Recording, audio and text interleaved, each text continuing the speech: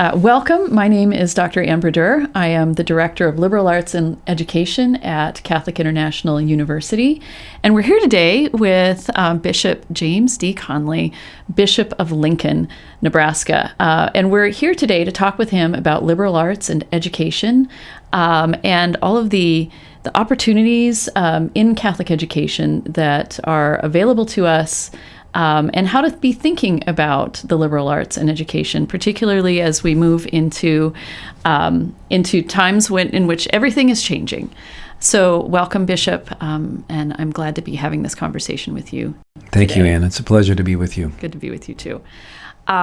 You have written widely and spoken widely on education, and you have written a letter, The Joy of Wonder, specifically about Catholic education.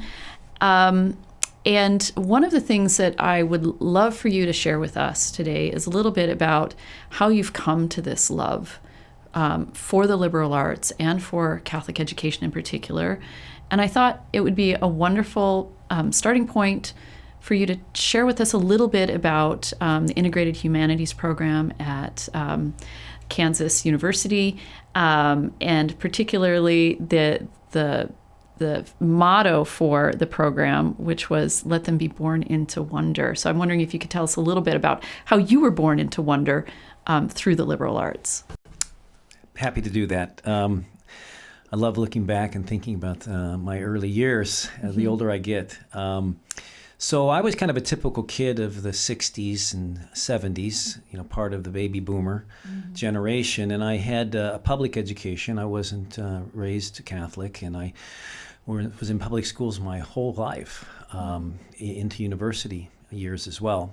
And so I was pretty typical of a very sort of pragmatic utilitarian education, kind of an education preparing for career, which is really kind of the standard in our country. And in the 60s and 70s, it was really kind of taking off as well. And so I sort of stumbled into this discovery of the liberal arts. I was a senior, and I heard from some friends I wanted to go to the University of Kansas. I was always determined to go there, mainly for its basketball program and everything else about KU. Yes, as you do when you're 18. Exactly, and so I was with my good friend, my best friend, who ended up being my roommate all 4 years in college, and now is the Archbishop of Oklahoma City. Oh, wow. Archbishop Paul Coakley. And so we both discovered this program. It was a freshman-sophomore program for 2 years, and the unique thing about the program was it was called the Integrated Humanities program. Okay. So it integrated English literature, Western Civ, history, speech, so you could satisfy those general ed courses, and it was 6 hours a semester for 4 semesters, so 24 hours for the 2 years. And I have to say that was an attraction, kind of almost like a pragmatic thing. Sure. Knock that out, get all these courses out in one program. But little did I know it would change my life. The title of the program was "Let Them Be Born in Wonder, Nascantur in Admiratione," which is by that very prolific writer, Anonymous.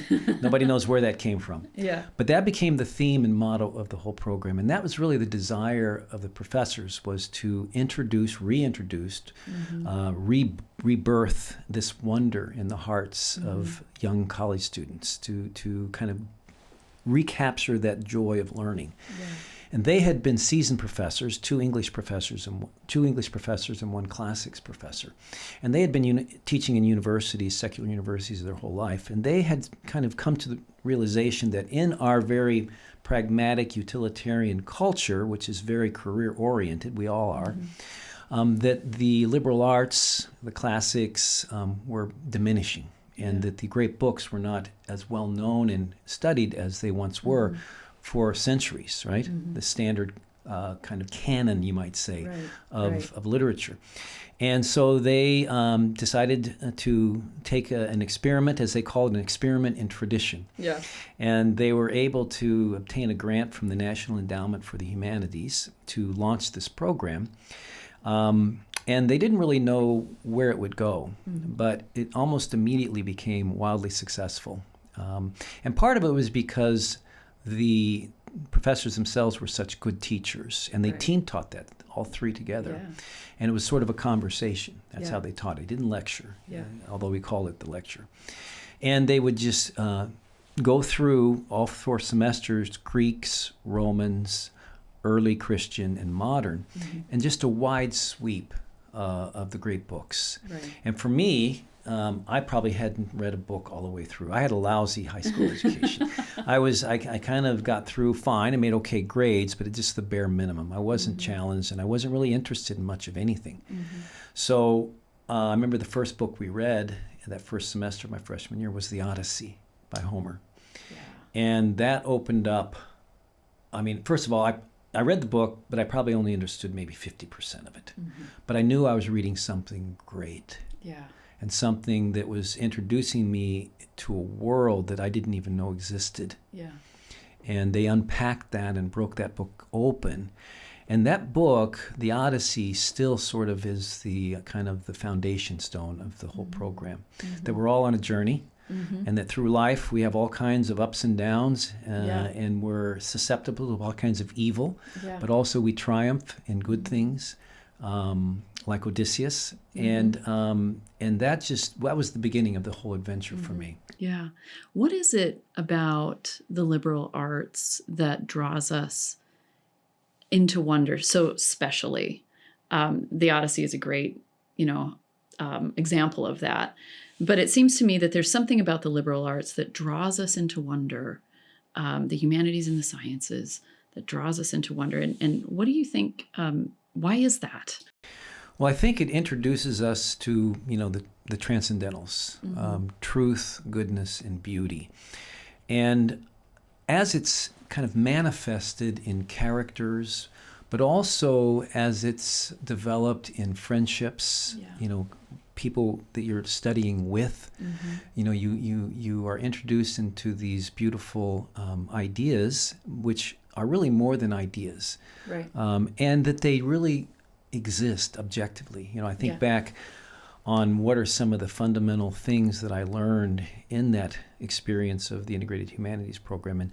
And if you had to distill it down to one thing, I think it was objective reality. Yeah. In other words, that we're not just in our heads. Yeah.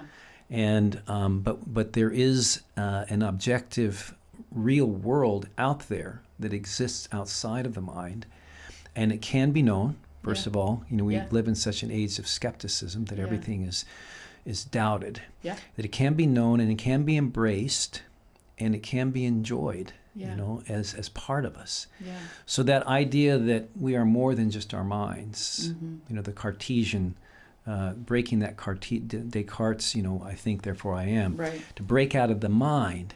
Yeah. And that was one of the things that the professors really emphasized was, as Dr. Senior would always say, the really real. Yeah.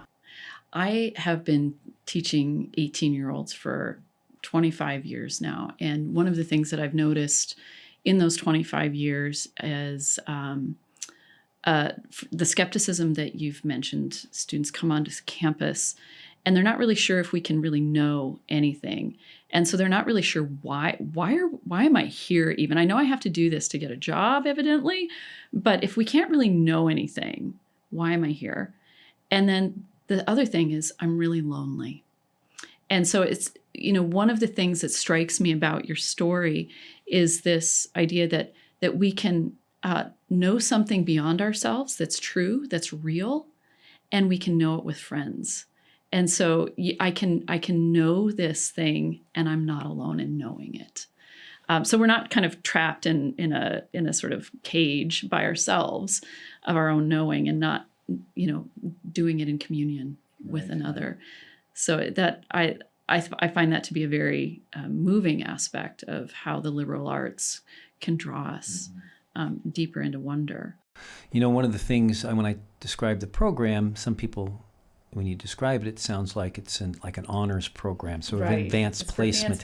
fancy people. And the professors, we would also always tell, this is a remedial program. Right. You all should have been experiencing this when you were in middle school, Right. but for some reason you were not given this. And he said, so this is not, and we were not advanced placement students. I mean, I had a very lousy public school education.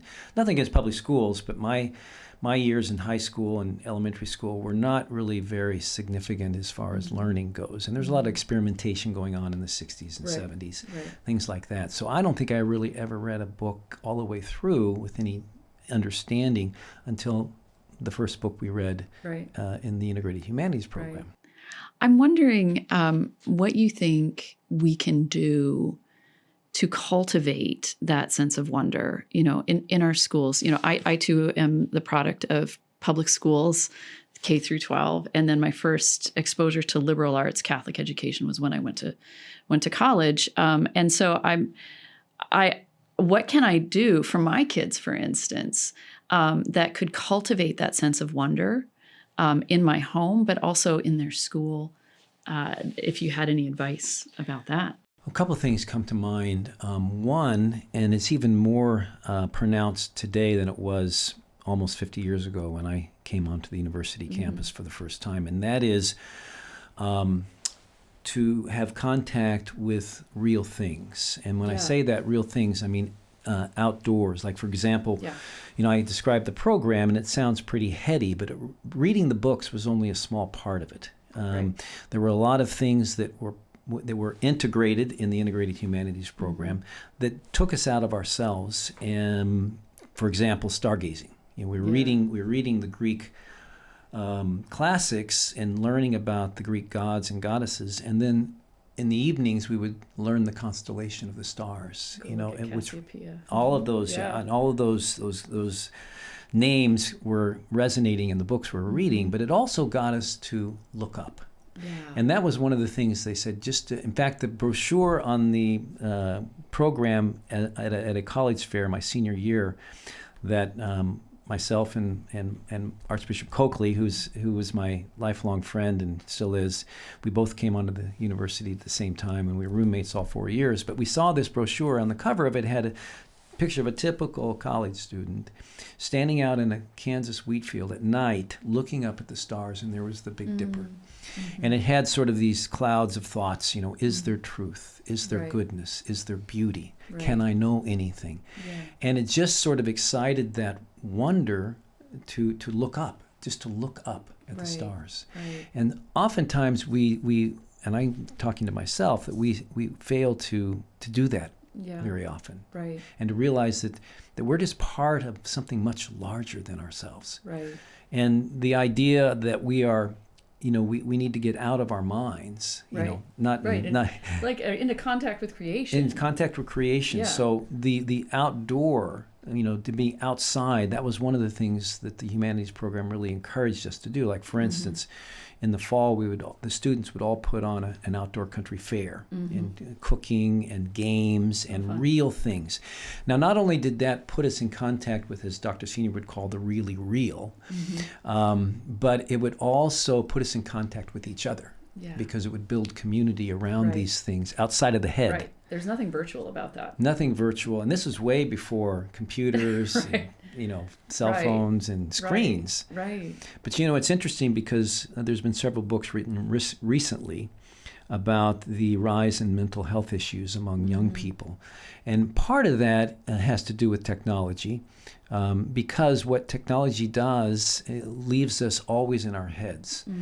And when you have this sort of access 24/7 of information and data coming and streaming into you, there's no way you can process all of that. And it becomes overwhelming, and then I think that's why there's so much anxiety in our society. And I think psychologists and educational philosophers are starting to discover that more and more. That it's just too much. It's too much that we can't take it all in. Yeah, and so it seems like the really real then becomes an opportunity to step away and perhaps do that work of processing, but also do that work of looking up, of looking out, of contemplation. Ultimately, yeah. Yeah, to think about those larger questions of who am I, what am I for? What's my place in this world? Right. What's my purpose? Yeah, yeah. And you can't really do that if you've constantly got images coming into your eyes and ideas coming into your ears, and you don't have space and time to really contemplate where all of this information fits in with these larger questions in mind. You have talked a lot about mental health. Is there, do you see a connection between, the liberal arts, the contemplation of the transcendentals, and mental health? Could you talk a little bit more about that? Sure. I think that, like I said earlier, I think the rise in mental health issues is partly a result of being too much in our heads. And one of the things that imaginative literature brings out in poetry and music, first of all, it engenders delight. Yeah. I mean, little children, when they learn a nursery rhyme or a little song like Twinkle, Twinkle, Little Star, Right. They might not know really what those words mean, but it brings a natural delight to the heart. And so literature, poetry, music, especially if it's introduced through great works, first of all, delights us. It brings joy. Right. And then, and it also builds community because you usually do it together. One of the things the professors did before every class was they would begin with a song, and there would be an upperclassman who'd come in, and usually a girl, usually a pretty girl, so the guys were paying very close attention. Yeah. And she would teach us a few verses of just very simple, like folk songs or English ballads and things like that. So they wanted to kind of, over the 2 years, build up a repertoire of music in our imaginations that we could take to heart and learn by heart.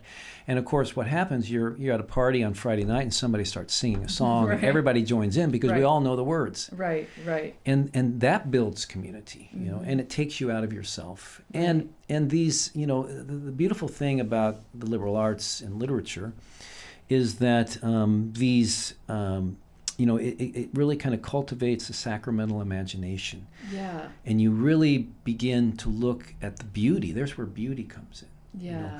A lot of, the truth is kind of discursive, especially if you're reading something in the area of philosophy or theology. And then you're reading about characters, virtue, there's where goodness comes in. But beauty, just sheer beauty, is something that kind of goes beyond reason. It's just you recognize it, and it brings you delight, and you want to dwell in that. And whether it's the stars at night, or the beauty of friendship, a person who's kind to you and you're kind to them back, it leaves you feeling good. Or the beauty of art or architecture, or nature, drawing us to the higher drawing us to those things that are naturally lift us out of ourselves. Right. We become reborn in wonder. Yeah. Yeah, that's beautiful. Your mentor and godfather, John Sr., spoke a lot about the crisis of imagination. And he saw it as lying at kind of at the root of the ills that we see in American culture. What did he mean by a crisis of imagination? And then how did he think we could remedy that crisis? How do you think we can remedy that crisis? No, that was a very important distinction he made. And I think in a way, he and the professors we had were kind of pioneers in this, because everyone, I think, even in higher education, realizes and has realized that there's a crisis in critical reasoning and in logic. So that, we're not thinking correctly. Right. And we're not thinking logically oftentimes. And so there have been a lot of efforts to kind of address this crisis of reason. But Dr. Senior and Dr. Quinn and Dr. Nellick didn't disagree with that. They said that's true. I mean, students are not thinking critically. And you see this on surveys and assessments, critical thinking. Right. I want my child to be a critical thinker. Well, what does that mean exactly? What does that mean, first of all? But they saw that, yes, there is a crisis of reason, but before we address the crisis of reason, we need to address the crisis of the imagination. That young people do not have poetry in their souls, and that's a building block for reason, because we learn the imagination develops before the rational part of our brains, and so we're filled with images from day one. Yeah. Just even as an infant, you're looking around and you're assimilating things around you, right? And that those formative years of imagination, let's say from birth until 7 or 8 years old, those are critical, and that's where you need to be. And a lot of families do this. They surround their children with music and poetry and nursery rhymes and outdoors. Kids want to be outdoors. Yes. There's a book I'm reading right now called Last Child in the Woods. Yes, it's a good one. It's a very good one. It's by a naturalist and about the disappearance of woods in neighborhoods. And it's funny in that he talks about an area where I grew up in, which a whole wooded area where we used to build tree forts was completely leveled, and a whole residential area sprung up there. And I go back now to my hometown in Overland Park, Kansas, and he names it. And I remember, gosh, that's where we built our tree fort, and now it's all houses as far as you can see. Now. Yeah. So children need to be out in nature. They need to have unstructured and unsupervised play. That's another problem today, is so much of play is structured and supervised. Now, I understand parents don't want to let their kids out of their sight because there's a lot of dangers out there. Yeah. But they need that. Children need to be left alone so that their imaginations can create things that help develop their whole way of looking at the world. And if their imaginations are formed by screens and not real things, then I think that's where you get problems with mental health. Okay. Yeah. So this process of building out the imagination for our kids can look like, making sure we're putting them in contact with the really real. We're taking them outside. We're bringing them into nature. But I can also imagine that to narrow it even further, we'd want to build up a sort of Catholic imagination, a sacramental imagination as well. Could you talk a little bit about that further kind of distinction of a sacramental or a Catholic imagination and how we can build that up in kids and in students? Yeah, I think this is very important, and I think it's really uniquely Catholic, where I've kind of discovered just in recent years the profundity of this, and that is, if we believe, and we do, that everything is created by God and sustained by Him, that His fingerprints are in everything, and that He continues to sustain the world in which we live, that everything we see and touch and feel is a direct connection with God. And that's where really it opens up the whole. See, what I've been talking about so far, it seems like we're only into the traditional liberal arts. Well, what about the sciences? Right. And so this opens up the whole door. And as I talk about in my pastoral letter, that the STEM courses, the sciences, mathematics, physics, chemistry, biology, these are gateways, to the sacramental imagination. And wonder, exactly. And one of the things that is really in this book I mentioned before, written by this naturalist, he has seen the decline of natural sciences at universities. In other words, everything is going to the laboratory and into the under the microscope. He says, which is good. I mean, you have to be able to examine things. But first and foremost, scientists, and especially the greatest scientists and the greatest inventors, they began their careers by observation. Right. They observed the world before they dissected it and before they examined it under a microscope. They saw it in its reality, and they were fascinated with whether it's animals or agronomy, or chemistry, whatever it was, they first gained that appreciation in real time by observance. And a lot of universities had as a requirement natural science as the first class.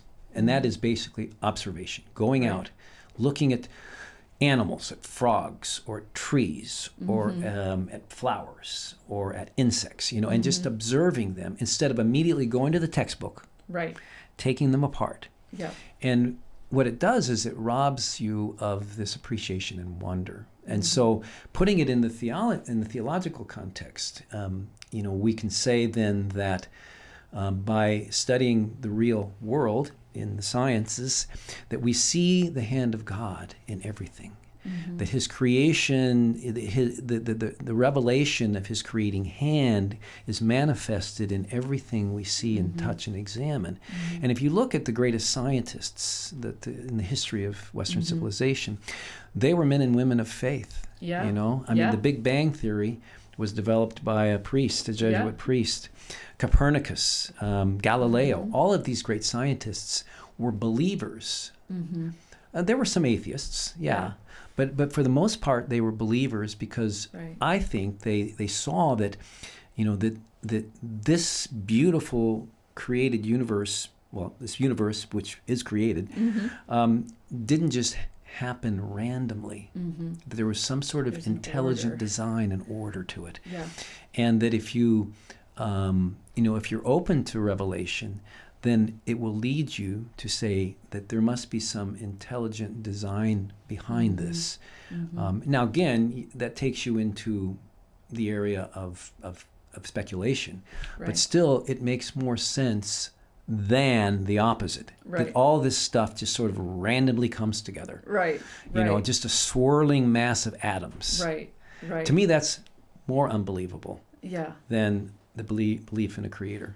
I'm currently reading, preparing to teach a class on the principles of liberal learning, and we're reading Father James Shaw's The Order of Things. Oh, he's wonderful. Yes, and he's moving through this idea that everything is ordered, and we can deny reality, but reality isn't changed by our denial. It's still reality. It's still objectively there. That rock is still going to be a rock, even though I might want it to be a butterfly.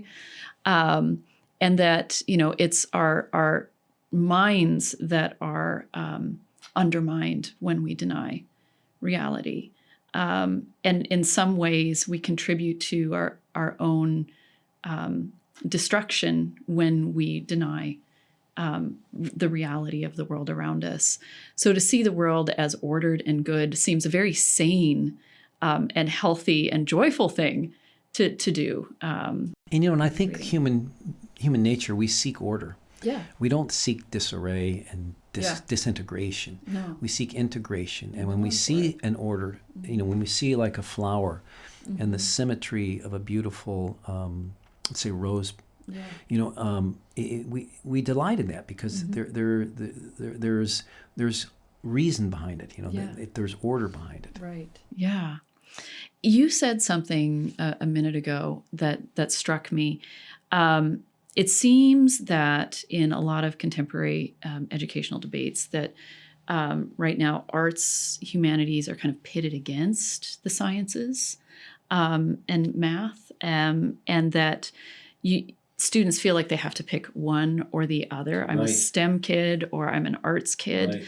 I can't be a both kid. And I'm wondering, how you understand the liberal arts as offering a both and sort of solution to this sort of false choice that students are presented with. It's a very important question because, for example, Bishop Barron, who's really done a lot of work and research in disaffiliation of young people from the faith, who may have, for 18 years been, very devout Catholics, and they go off and then somehow they see this sort of disconnect between, let's say they're interested in math or science or the STEM courses, and they for some reason they see there's this division between religion and science, or faith and scientific research or whatever, Right. but that it's not an either or, it's a both and I just heard a story recently about one of my priests who tells the story of his vocation, and one of the kind of pivotal moments in his discernment to the priesthood was he loved math, and he just dove into math, and he was very good at it. And as he began to study math and equation and symmetry, and especially the concept of infinity in number, Right. that led him to think beyond, math to something Right. outside of that, and eventually to God and to his vocation. So there's no, they're not mutually exclusive at all. In fact, they are complementary if you see them together. And so, this, and it's true, Bishop Barron's right, that this disaffiliation, those who've left the faith have somehow been taught that, well, if you believe in science, then you have to discount religion, that religion is just myth. Or if you believe in religion and you're faithful, then you have to be skeptical of science, because science will somehow undermine your religious beliefs. It'll prove them to be false. Right. And so you have to be one or the other. Right. Yeah, and that's so unfortunate, because that's not how we've understood education for millennia. That both science and art were the arts of the word and the arts of number were paths to the divine, even for the ancient Greeks. And so, it is one of those things that I think we can do a lot of work to heal, particularly in Catholic education. That as we really pursue a faithful, robust liberal arts education, we can do a lot to heal that division between faith and reason, and between the arts and the sciences, the humanities and the sciences. I know you've written a lot on St. John Henry Newman, and in his idea of a university, when he was developing the university in Ireland, the first Catholic university, he had every intention of developing a medical school. And research. Right. He thought that was very important, and he kind of ran into trouble because the bishops of Ireland really weren't looking to science. They didn't think, they wanted to basically have kind of almost like a formation for religion. And Newman said, no, the university is much larger than that. Right. And the sciences are an essential part of any university. Right.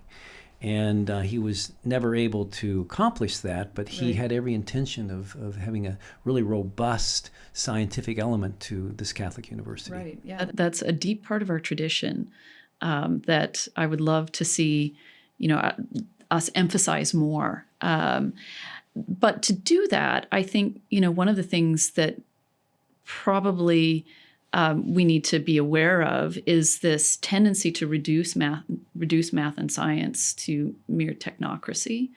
But that you've just talked about this, how math and science actually are avenues towards wonder, avenues towards transcendence.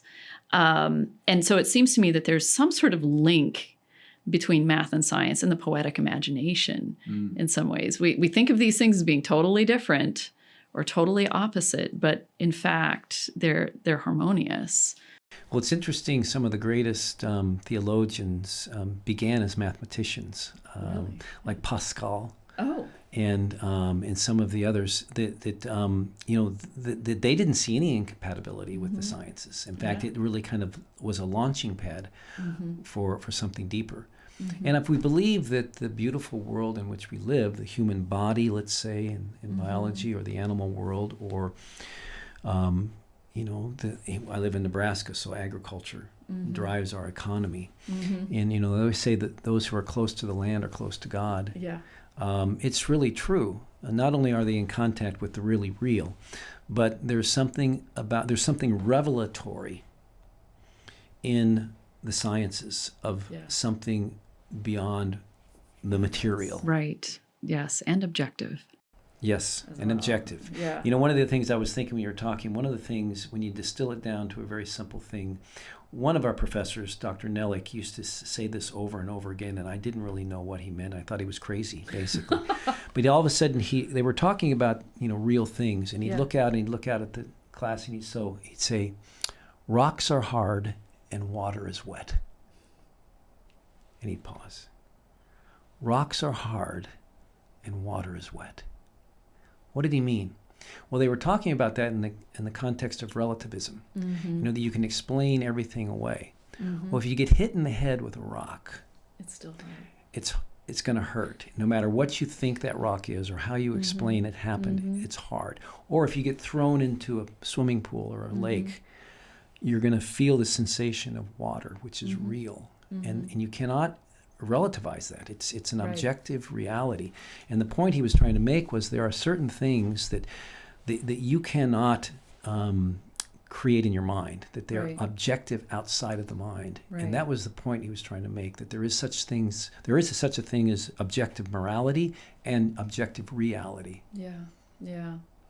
So we've talked about Newman, and we've talked about John Sr. I'd like to bring another person into the conversation, Christopher Dawson. And he thought a lot about the relationship between education and culture, and particularly education's role in handing on a culture's deepest values from one generation to the next. And I think he can be helpful for us to understand a little bit about what's at stake in our Catholic schools. And so particularly when we think about two things, the first one being the role of memory in the formation of identity and remembering who we are and whose we are. And so I'd like to talk a little bit about the role of Catholic education in the formation of identity and in this handing on of a memory from one generation to the next, and your experience or thoughts on that. Right. Memory is so important. And if we think back, to not too long ago, most things were passed on by memory. Mm-hmm. There weren't a whole lot of books available, and a lot of memorization was at the heart of education. Mm-hmm. And it was important because you have to assimilate things, mm-hmm. right? What you learn, and if information is coming in and out, and mm-hmm. It's just sort of like flushing through you, you don't really retain anything. Right. And I was at a talk once about it was given by Andrew Pudua, who's developed this writing program, which is based on memory. Yeah. Excellence, the Institute for Excellence in Writing, and in order to be a good writer, you have to be a good reader, and mm-hmm. you have to retain what you read, so you have an imagination to draw from. Yeah.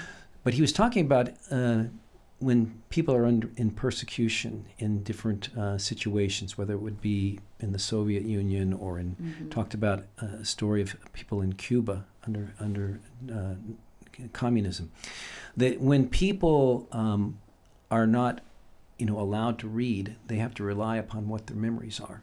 Right. And if they have a memory of that's been developed since childhood, of stories and of real things that happened, that's a great base to draw upon. Mm-hmm. And it's also an identity. It mm-hmm. identifies who we are. Right. And when you strip away everything, let's say in a horrible situation of, let's say, being in a concentration camp, mm-hmm.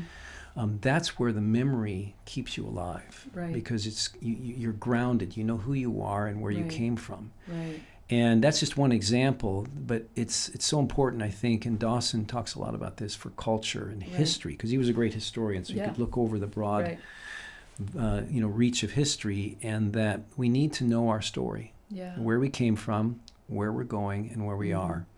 Right. I am a medieval historian by training, and one of my areas of interest is in memory palaces and how we can recall the various things that we come in contact with, the books we read, the art we look at, the films we watch, the music we hear. How do we go about accessing them?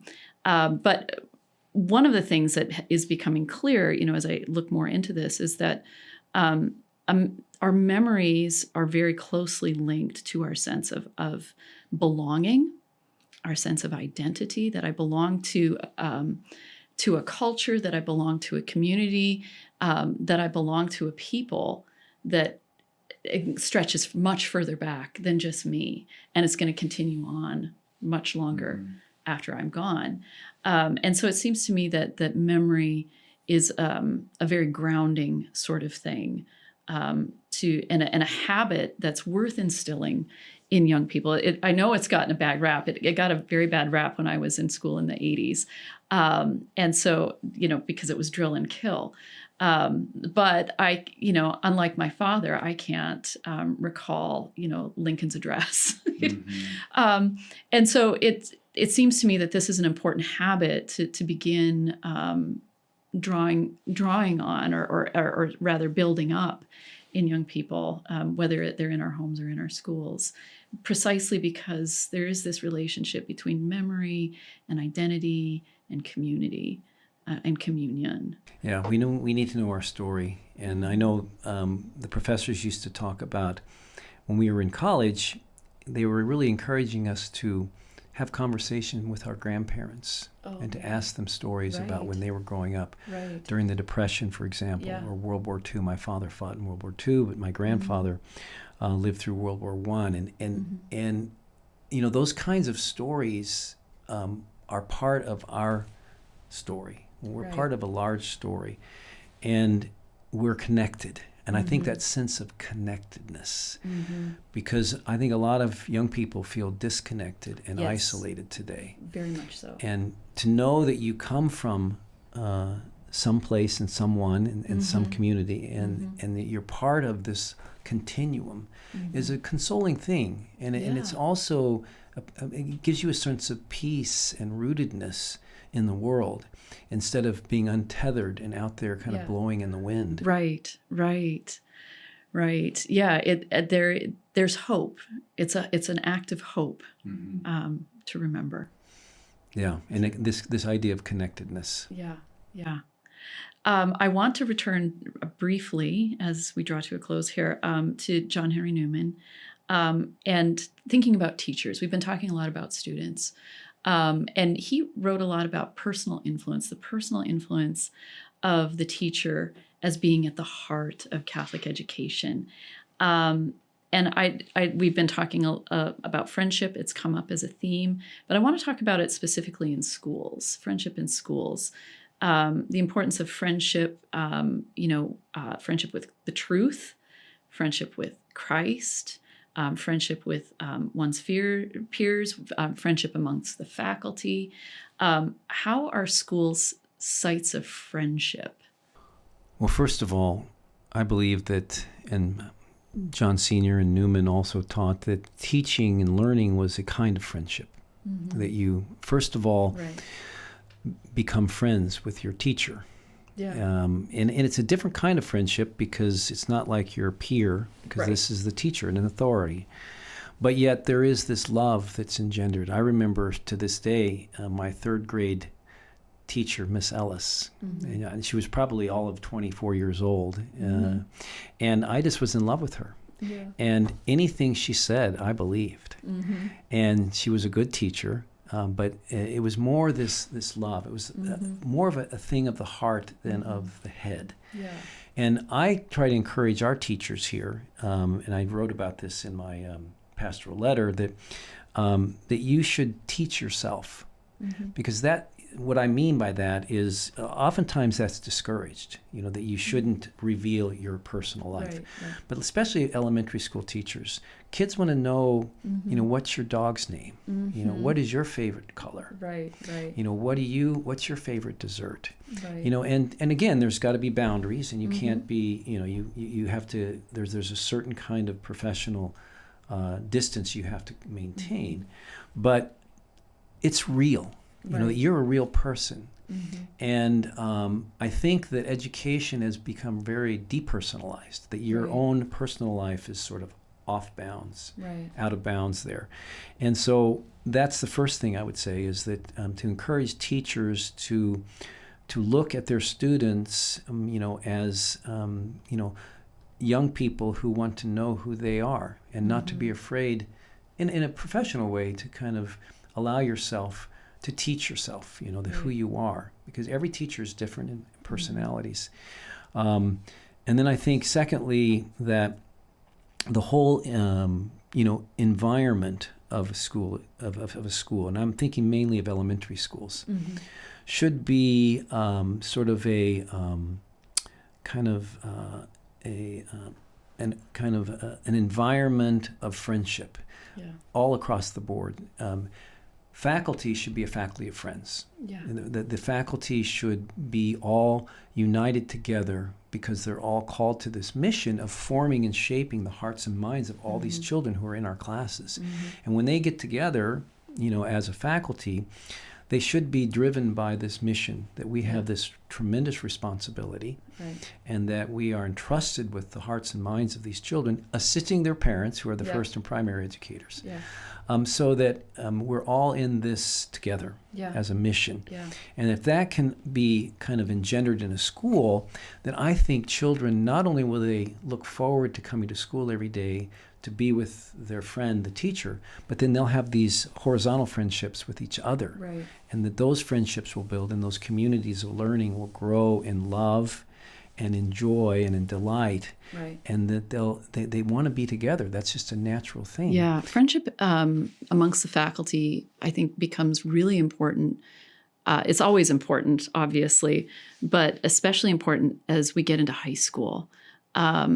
Young people, particularly as they're emerging into their own selves, want to belong to a community, and in my experience, they love to be welcomed into a friendship of the faculty. I've had the privilege of teaching with some amazing faculty at various universities over the years, and it's kind of funny to watch students watch us be friends. And you kind of alluded to this when you were talking about your experience in the Integrated Humanities program, that there's something about the affection that faculty feel for one another that draws us. I want to belong to that. I want that. That is just winsome and charming, and just draws on the heart of the student. So that friendship among the faculty, where we know what each other is teaching. I know what so-and-so's favorite books are. I know that you're going to be learning this in Miss X's class. That helps draw students both into love of learning and love of wonder, I think, as well, in my experience as a teacher. And I think, too, that this ultimately helps students to fall in love with truth, who is Christ, and encounter him in a real, tangible sort of way through friendship. Right, because the Logos, the Word, Jesus, the Incarnation, is in everything. If Christ is our Lord and Savior, who he is, and our Creator, then he is in all friendships, and he is made visible in the friendships that we have, because he is love. And as we come closer to love and friendship, whether it be with love of our teachers or our fellow students, or what we're learning, the truth and goodness and beauty of what we're studying, then we discover Christ, who's in it all. And that personal relationship in with one another, but ultimately with God and Jesus, is really where we're all destined for, and to grow in that, and truly encountering truth, goodness, and beauty in a person. In one another, but then in the person of Jesus. And I think that's really what the goal of all Catholic education is to create schools, environments of learning where Jesus can be discovered. And delighted in one another, because when two or more are gathered, there I am. And if you're in there with your friends, Jesus is right in the midst of your whole experience. So education is a sacred thing, then. It is. Yeah. Well, this is a lovely note to end on. I want to thank you, Bishop, for joining us today and for all your work in promoting Catholic education. So thank you. Thank you very much for having me. All right.